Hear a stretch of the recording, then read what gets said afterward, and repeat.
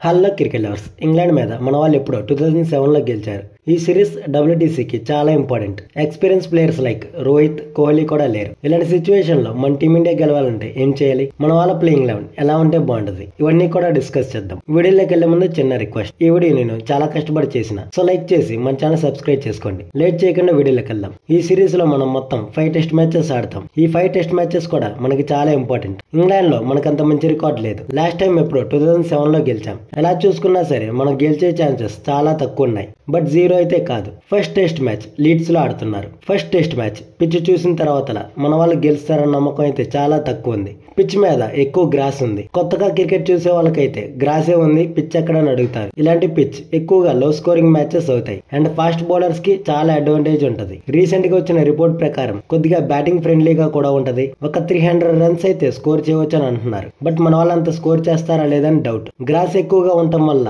చాలా ఎక్కువ bounce and unpredictable swing and SIM అయితే ఉంటది. ఇలాంటి పిచ్చెస్ మీద మన వాళ్ళకి ఎక్స్పీరియన్స్ చాలా తక్కువ ఉంది. మన వాళ్ళు స్టార్టింగ్ లో జాగ్రత్తగా ఆడితే తర్వాత ఈజీగా బ్యాట్ నుంచి రన్స్ వస్తాయి. బౌలింగ్ లో కూడా మంచి లైనప్ సెట్ చేసుకుంటే ఫస్ట్ టెస్ట్ మ్యాచ్ ఈజీగా గెలవచ్చు. అలాగే బూమ్రాకి ఇంగ్లాండ్ లో మంచి రికార్డు ఉంది. మిగతా వాళ్ళు కొద్దిగా సపోర్ట్ ఇస్తే చాలు, బౌలింగ్ లో ప్రాబ్లం ఉండదు. బ్యాటింగ్ లో KL Rahul and Karun Nair unofficial test లో మంచి ఫామ్ లో ఉన్నారు. పంత్ కూడా ఇంగ్లాండ్ మీద కొద్దిగా బెటర్ రికార్డ్స్ ఉన్నాయి. వీళ్ళకి సపోర్ట్ గా ఉంటే ఇంగ్లాండ్ మీద ఫస్ట్ టెస్ట్ మ్యాచ్ ఈజీగా విన్ అవ్వచ్చు. నెక్స్ట్ థింగ్, మన వాళ్ళు ఓవర్ కాస్ట్ కండిషన్స్ లో ఆడే ఛాన్స్ ఎక్కువ ఉంది. సో ఓపెనర్స్ ఎర్లీగా అవుట్ అవ్వకుండా ఉండాలి.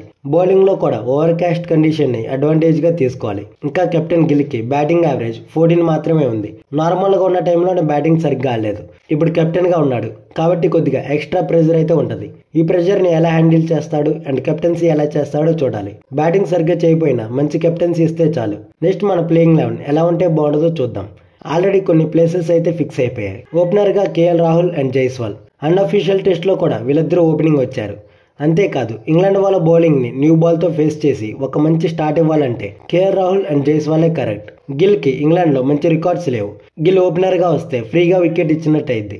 నంబర్ 3 ప్లేస్ ఖాళీగా ఉంది. ఈ ప్లేస్ లో కరుణ్ నాయర్ వస్తే బాగుంటది. కరుణ్ నాయర్ రీసెంట్ గా జరిగిన అన్అఫీషియల్ టెస్ట్ లో అయినా సరే లేదా ఐపీఎల్ కు ముందు మ్యాచెస్ చూసినా సరే కరుణ్ నాయర్ మంచి ఫామ్ లో ఉన్నాడు. ఒకవేళ ఓపెనర్స్ లో ఎవరైనా ఫెయిల్ అయినా సరే కరుణ్ నాయర్ వల్ల చాలా స్ట్రాంగ్ గా ఉంటది. నెంబర్ 4 లో గిల్ వచ్చే ఛాన్స్ ఉంది. నెంబర్ 4 లో గిల్ వచ్చే టైం కి గ్రాస్ కొద్దిగా తగ్గి బ్యాటింగ్ కి కొద్దిగా ఈజీగా ఉంటది. సో గిల్ తన వర్స్ట్ ఫామ్ ను ఆపేయడానికి ఇదే కరెక్ట్ టైం. నెంబర్ 5 లో పంత్. నెంబర్ 6 లో నితీష్ కుమార్ కాకుండా బ్యాటింగ్ స్ట్రాంగ్ గా ఉండాలనుకుంటే నెంబర్ 3 లో అభిమన్యు ఈశ్వర్ని తీసుకొని వచ్చి నెంబర్ 5 లేదా నెంబర్ 6 లో కరుణ్ నాయర్ ని తీసుకొని వస్తే బెటర్. నెంబర్ 7 లో జడేజా. నెంబర్ 8 ఇంకా కన్ఫర్మ్ కాలేదు. నెంబర్ 8 లో శార్దుల్ ఠాకూర్ వస్తే బాగుంటది. ప్రెసెంట్ శార్దుల్ ఠాకూర్ మంచి ఫామ్ లో ఉన్నాడు.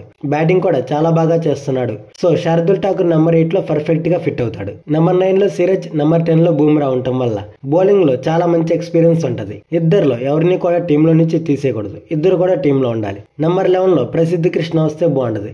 ఐపీఎల్ లో చాలా బాగా ఆడాడు.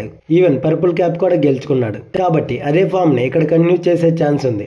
బౌలింగ్ లో బూమ్రా, సిరాజ్ మాత్రమే కన్ఫర్మ్. మిగతా వాళ్ళ ప్లేసెస్ లో ఆకాశ్దీప్, హర్షదీప్ లేదా మన గంభీర్ ఫేవరెట్ అయిన హర్షిత్ రాణానైనా యూజ్ చేసుకోవచ్చు.